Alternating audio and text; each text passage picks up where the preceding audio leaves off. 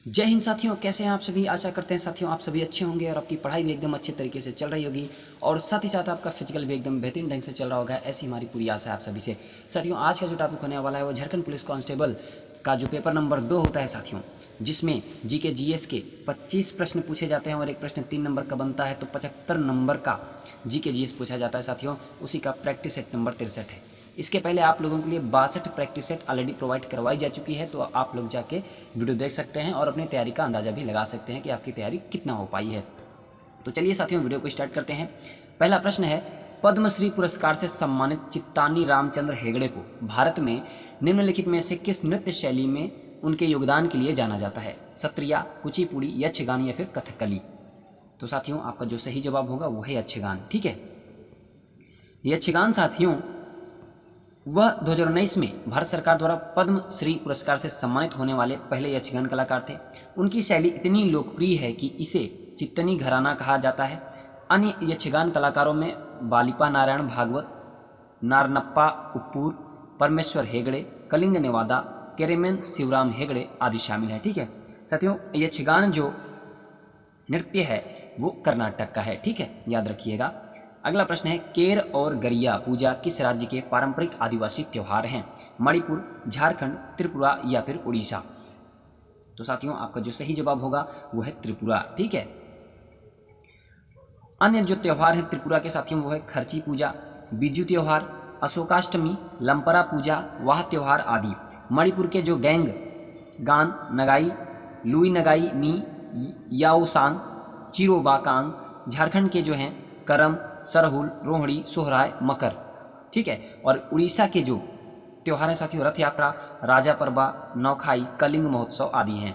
ठीक है, अगला प्रश्न साथियों, कितने देश सार्क का हिस्सा है? 8, 2, 5 या फिर 7? तो कितने देश साथियों सार्क के हिस्सा हैं? तो साथियों आपका जो सही जवाब होगा वो है 8।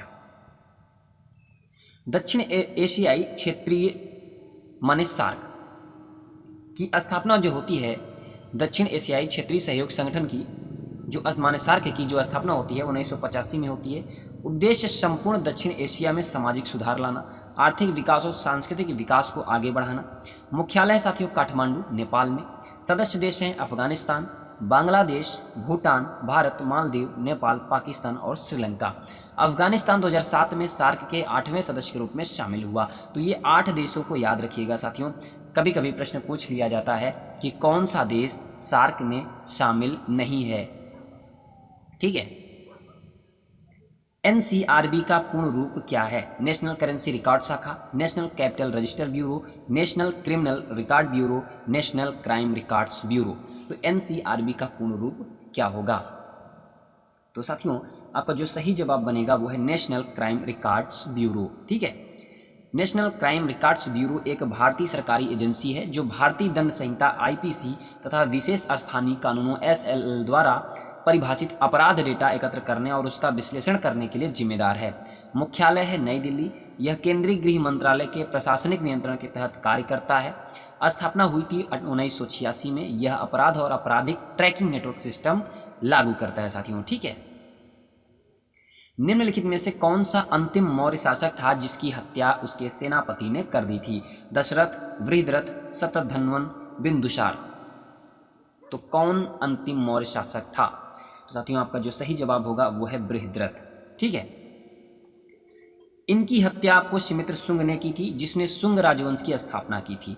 मौर्य साम्राज्य की स्थापना चंद्रगुप्त मौर्य ने 321 ईसा पूर्व में नंद वंश के घनानंद को हराकर की थी।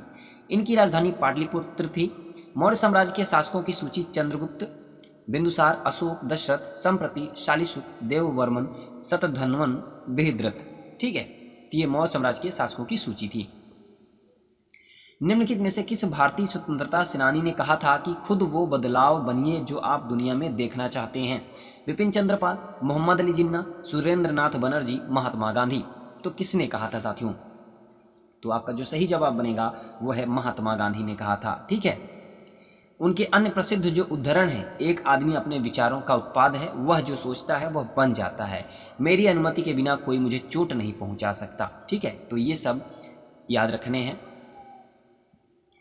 अगला प्रश्न है, भारतीय संविधान के निम्नलिखित में से किस अनुच्छेद में भारत के महान्यायवादी का प्रावधान है? 79, 76, 72 या फिर 81। तो साथियों अनुच्छेद 76 जो है वो भारतीय संविधान का अनुच्छेद 76 कहता है भारत का एक महान्यायवादी होगा। ठीक है, भारत की महान्यायवादी माने अटॉर्नी जनरल देश का सर्वोच्च विधि अधिकारी होता है। नियुक्ति राष्ट्रपति द्वारा होती है। कर्तव्य भारत सरकार के मुख्य कानूनी सलाहकार के रूप में वह सभी कानूनी मामलों पर केंद्र सरकार को सलाह देता है। अनुच्छेद 79 कहता है कि संसद का गठन होना चाहिए। अनुच्छेद 72 क्षमा आदि देने और कुछ मामलों में सजा को निलंबित करने या कम करने की शक्ति प्राप्त है किसे? राष्ट्रपति को। ठीक है, अगला प्रश्न है निम्नलिखित में से किसे समानांतर अर्थव्यवस्था का हिस्सा माना जा सकता है? अल्प घोषित आय, गृहिणी द्वारा किए गए घरेलू कार्य का मूल्य, घरेलू सहायकों अथवा हाउस कीपर के लिए किए जाने वाले भुगतान, निजी ट्यूशन के लिए किए जाने वाले भुगतान। तो क्या होगा साथियों आपका सही जवाब? तो अल्प घोषित आय समानांतर अर्थव्यवस्था का हिस्सा माना जा सकता है। ठीक है, समानांतर अर्थव्यवस्था में एक अस्वीकृत क्षेत्र की कार्यप्रणाली जिसके उद्देश्य आधिकारिक स्वीकृति या वैध क्षेत्र के उद्देश्यों के विपरीत चलते हैं। आर्थिक प्रणालियों के प्रकार जो होते हैं वो पूंजीवादी, समाजवादी और मिश्रित होते हैं। ठीक है, निम्नलिखित में से किसे देश के लोकतंत्र का मंदिर कहा जाता है? राजघाट, सर्वोच्च न्यायालय, अशोक स्तंभ या फिर संसद। तो किसे देश के लोकतंत्र का मंदिर कहा जाता है साथियों? तो आपका जो सही जवाब होगा वो है संसद। ठीक है, संसद जो कि अनुच्छेद 79 में है, राष्ट्रपति अनुच्छेद 52, राज्यों की परिषद अनुच्छेद 80, राज्यसभा और जनता का सदन अनुच्छेद 81, लोकसभा। ठीक है, शामिल है। ये आर्टिकल याद रखिएगा। सरकार द्वारा वित्तीय अनुशासन की कमी के कारण हो सकता है अतिरिक्त व्यय, मुद्रास्फीति। तो क्या क्या हो सकता है इन दोनों में आपको बताना है। केवल ए हो सकता है, केवल बी, या फिर ए और बी दोनों, या इनमें से कोई नहीं। तो क्या हो सकता है साथियों? तो आपका जो सही जवाब होगा वो है ए और बी दोनों, माने अतिरिक्त व्यय और मुद्रास्फीति। सरकार द्वारा जो वित्तीय अनुशासन की कमी के कारण हो सकता है वो अतिरिक्त व्यय है और मुद्रास्फीति है। तो आपका जो सही जवाब होगा वो ए और बी दोनों होगा। ठीक है, सरकार द्वारा वित्तीय अनुशासन की कमी के कारण अधिक व्यय और मुद्रास्फीति हो सकती है। मुद्रास्फीति मुद्रा की क्रय शक्ति में कमी है जो किसी अर्थव्यवस्था में वस्तुओं और सेवाओं की कीमतों में सामान्य वृद्धि में परिलक्षित होती है। अगला प्रश्न है साथियों, भारत में कौन सी पंचवर्षीय योजना हेराल्ड डोमर मॉडल पर आधारित थी? चौथी पंचवर्षीय योजना, तीसरी पंचवर्षीय योजना, पहली पंचवर्षीय योजना या फिर दूसरी पंचवर्षीय योजना? तो साथियों आपका जो सही जवाब बनेगा वो है पहली पंचवर्षीय योजना। ठीक है, पहली पंचवर्षीय योजना साथियों जो अवधि थी 1951 से 1956 तक। ठीक है, इस योजना में बांध और सिंचाई, भाखड़ा नागल बांध के लिए आवंटन में निवेश सहित कृषि क्षेत्र पर ध्यान केंद्रित किया गया है। तीसरी पंचवर्षीय योजना साथियों 1961 से 66 तक चलती है। इसमें कृषि पर जोर दिया गया। यह भारत चीन युद्ध से प्रभावित था। लक्ष्य 5.6% था और उपलब्धि हो पाई 2.4%, इसलिए यह जो है एक असफल योजना थी। अगला प्रश्न है, समूह 3 से 12 के तत्वों को कौन सा तत्व कहा जाता है? बताइए, सी ब्लॉक, ए ब्लॉक, डी ब्लॉक या फिर पी ब्लॉक? तो समूह 3 से 12 तक के तत्वों को हम क्या कहेंगे? तो साथियों आपका जो सही जवाब होगा वो है डी ब्लॉक। ठीक है, तो डी ब्लॉक आपका बिल्कुल सही जवाब होगा। डी ब्लॉक या फिर संक्रमण तत्व, इन्हें डी ब्लॉक तत्व इसलिए कहा जाता है क्योंकि इनके संयोजी इलेक्ट्रॉन डी कक्षक में होता है साथियों। ठीक है, निम्नलिखित में से कौन सा विटामिन हमारी हड्डियों और दांतों के लिए कैल्शियम का उपयोग करने में हमारे शरीर की सहायता करता है? Vitamin C, vitamin D, vitamin A या फिर विटामिन ई? तो साथियों आपका जो सही जवाब बनेगा वो है विटामिन डी। ठीक है, विटामिन डी हमारी हड्डियों और दांतों के लिए कैल्शियम का उपयोग करने में हमारे शरीर की सहायता करता है। विटामिन डी का जो रासायनिक नाम है साथियों कैल्सीफेरॉल या ऑस्टियोपोरोसिस एक बीमारी है। ठीक है, एक बीमारी है जो हड्डियों को पतला और कमजोर कर देती है, ऑस्टियोपोरोसिस। ठीक है, और उन्हें भंगुर बना देती है जिससे उनके टूटने की अधिक संभावना बढ़ जाती है। को रोकने में मदद करती है। स्रोत है तैलीय मछली, अंडे की जर्दी, लाल मांस आदि। इनको खाने से आपको विटामिन डी की कमी नहीं होगी। ठीक है, हाल ही में विश्व का पहला परमाणु ऊर्जा शिखर सम्मेलन कहाँ आयोजित किया गया? बेल्जियम में, ऑस्ट्रिया में, ब्रिटेन में या फिर डेनमार्क में? तो साथियों क्या होगा आपका सही जवाब? तो बेल्जियम में विश्व का पहला परमाणु ऊर्जा शिखर सम्मेलन आयोजित किया गया। परमाणु ऊर्जा शिखर सम्मेलन के लिए 34 देशों के नेता ब्रुसेल्स बेल्जियम में एकत्र हुए और यह हाल ही में संपन्न हुआ। इस पहल का उद्देश्य परमाणु ऊर्जा के कार्यान्वयन में तेजी लाना था और यह एक सम्मेलन का एक प्रमुख आकर्षक था। ठीक है, the Indian film festival of Melbourne IFFM 2024 में किसे डाइवर्सिटी इन सिनेमा पुरस्कार दिया गया? किसे? अब साथियों बताइए, मृणाल ठाकुर को, कियारा आडवाणी को, शोभिता धूलिपाला को या फिर रसिका दुग्गल को? तो किसे दिया गया? तो साथियों आपका जो सही जवाब होगा वो है रसिका दुग्गल को दिया गया है।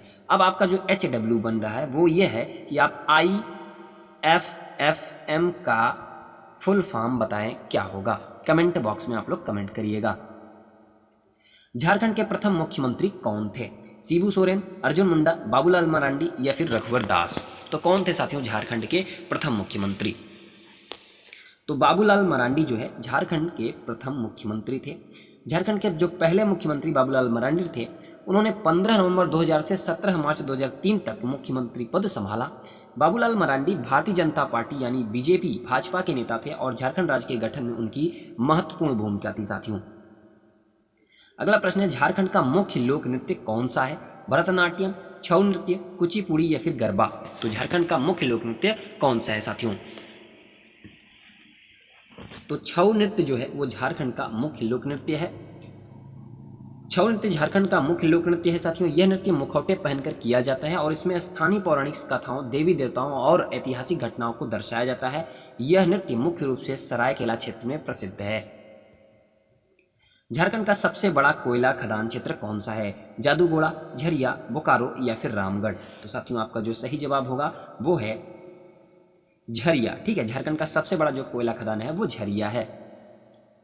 झरिया झारखंड का सबसे बड़ा कोयला खदान क्षेत्र है। यह धनबाद जिले में स्थित है और इसे भारत में कोयला उत्पादन का मुख्य केंद्र माना जाता है। यहाँ उच्च गुणवत्ता वाले कोयले का भंडार पाया जाता है। झारखंड के पहले राज्यपाल कौन थे? प्रदीप कुमार पटनायक, आर्यन सिन्हा, प्रभात कुमार, सैयद सिप्तेरजी? तो कौन थे झारखंड के पहले राज्यपाल? तो साथियों आपका जो सही जवाब होगा वो है प्रभात कुमार। ठीक है, प्रभात कुमार झारखंड के पहले राज्यपाल थे। इन्होंने 15 नवंबर 2000 को झारखंड राज्य के गठन के समय राज्यपाल के रूप में शपथ ली। कब? 15 नवंबर 2000 को। द्रव्यमान की SI इकाई क्या है? ग्राम, किलोग्राम, पाउंड या फिर आउंस? तो द्रव्यमान की जो SI इकाई होगी साथियों वो होगा किलोग्राम। ठीक है, द्रव्यमान एक अदिश राशि है, इसका परिणाम होता है। ठीक है, परिमाण होता है। द्रव्यमान की SI इकाई किलोग्राम है। अन्य मात्रा और उनकी SI इकाई है जो वो मात्रा और SI इकाई देखिए। और साथियों अदिश और सदिश राशियों में क्या होता है? अदिश राशियों में परिमाण होता है, दिशा नहीं होता। सदिश राशियों में परिमाण के साथ साथ दिशा होता है। ठीक है, तो द्रव्यमान जो है एक अदिश राशि होती है। तो देखिए थोड़ा सा समझिए, जो विद्युत आवेश की जो SI इकाई है वो है कूलाम। चुंबकीय क्षेत्र की जो SI इकाई है वो टेस्ला है और तापमान साथियों केल्विन है। ठीक है, तापमान का जो SI इकाई है वो केल्विन है। बिहू पर्व भारत के किस राज्य में मनाया जाता है? कर्नाटक में, पंजाब में, उत्तर प्रदेश में या फिर असम में? तो किस राज्य में मनाया जाता है बिहू पर्व साथियों? तो आपका जो सही जवाब होगा वो है असम। ठीक है, बिहू पर्व भारत के असम राज्य में मनाया जाने वाला 3 महत्वपूर्ण असमिया त्योहारों का एक समूह है। इसमें पहला रोंगाली या बुहाग बिहू अप्रैल में मनाया जाता है। दूसरा कोंगाली या काती बिहू अक्टूबर में मनाया जाता है और तीसरा भोगाली सा माघ बिहू जनवरी में मनाया जाता है। तो इन तीनों को याद रखिएगा। ठीक है साथियों, ये असमिया त्योहारों का एक समूह है। अगला प्रश्न है, राष्ट्रीय आधुनिक कला संग्रहालय कहाँ स्थित है? नई दिल्ली में, कोलकाता में, मुंबई में या फिर नागपुर में? तो राष्ट्रीय आधुनिक कला संग्रहालय कहाँ स्थित है? तो आपका जो सही जवाब होगा वो है नई दिल्ली में स्थित है। राष्ट्रीय आधुनिक कला संग्रहालय national gallery of modern art NGMA संस्कृति मंत्रालय भारत सरकार के तहत कला संग्रहालय है। NGMA की स्थापना 29 मार्च को 1954 को नई दिल्ली में मुख्य संग्रहालय के रूप में की गई थी तथा मुंबई और बेंगलोर में NGMA की 2 शाखाएं हैं। माने राष्ट्रीय आधुनिक कला संग्रहालय की 2 शाखाएं हैं मुंबई और बेंगलोर में। हिमालय और हरियाणा के मैदानों के बीच एक कड़ी है। अरावली की पहाड़ियाँ, मोरनी की पहाड़ियाँ, मेवात की पहाड़ियाँ या फिर टिपरा की पहाड़ियाँ? तो क्या होगा साथियों आपका सही जवाब? तो मोरनी की जो पहाड़ियाँ हैं साथियों हिमालय और हरियाणा के मैदानों के बीच एक कड़ी है, मोरनी की पहाड़ियाँ। ठीक है, मोरनी की पहाड़ियाँ हिमालय और हरियाणा के मैदानों के बीच की एक कड़ी है। मोरनी की पहाड़ियाँ हिमालय की शिवालिक श्रेणी की शाखाएं हैं जो 2 समांतर पर्वतमालाओं में स्थित है। ध्यातव्य है कि मोरनी गांव समुद्र तल से 1220 मीटर की ऊंचाई पर स्थित है। अगला प्रश्न है, क्षेत्रफल के दृष्टि से भारत दुनिया का सबसे बड़ा देश है। 5, 7, 8, 9। यहाँ पे क्षेत्रफल की दृष्टि से भारत दुनिया का डैश डैश कर लीजिएगा कितने नंबर का सबसे बड़ा देश है। तो 5 नंबर, 7 नंबर, 8 नंबर या फिर 9 नंबर। तो साथियों सातवें नंबर का सबसे बड़ा देश है भारत। ठीक है, क्षेत्रफल की दृष्टि से भारत दुनिया का 7वां सबसे बड़ा देश है। क्षेत्रफल की दृष्टि से 9 बड़े देश क्रमशः हैं। एक है रूस पहला, दूसरा कनाडा, तीसरा संयुक्त राज्य अमेरिका यूएसए जिसे कहते हैं, चौथा चीन है, पांचवा ब्राजील, छठवां ऑस्ट्रेलिया, सातवां भारत, आठवां अर्जेंटीना और 9वां कजाकिस्तान है। ठीक है, अगला प्रश्न है साथियों, और आज की वीडियो का लास्ट प्रश्न है और आपको लास्ट में कमेंट करके बताना है कि आपका 25 में कितना स्कोर बन रहा है। ये आप लोग कमेंट करके जरूर बताइएगा। हमारे कुछ साथी लगातार कमेंट करके बताते हैं कि इतना हमारा सही हो रहा है, तो अच्छा लगता है कि कम से कम उनकी तैयारी बेहतरीन है। और हमारे जो साथी निसंकोच करके किसी भी कारणवश वो कमेंट नहीं कर पाते, तो पता नहीं क्या उनका दिक्कत है, वो कमेंट नहीं कर पाते। कमेंट करना चाहिए, इससे कोई दिक्कत नहीं है, या आपकी इज्जत कम नहीं हो जाएगी कि आपको कोई कुछ कहेगा, ऐसा कुछ नहीं साथियों। आप कितने पानी में हैं, आपकी लेवल कितना है, ये आप दुनिया को बताते हैं। हो सकता है उससे कुछ लोग मोटिवेट भी हों, अरे भाई फलाने का तो बहुत अच्छा स्कोर है, मेरा कम है तो मैं भी पढ़ूंगा, तो कुछ लोग मोटिवेट भी हो सकते हैं। और हम तो पूरी तरीके से मोटिवेट होते हैं साथियों, क्योंकि आपका लेवल अच्छा है, तो हमारा भी मन लगता है कि साथियों को और बेहतरीन से बेहतरीन कंटेंट डालें, ताकि वो और भी उनकी तैयारी बेहतरीन हो सके।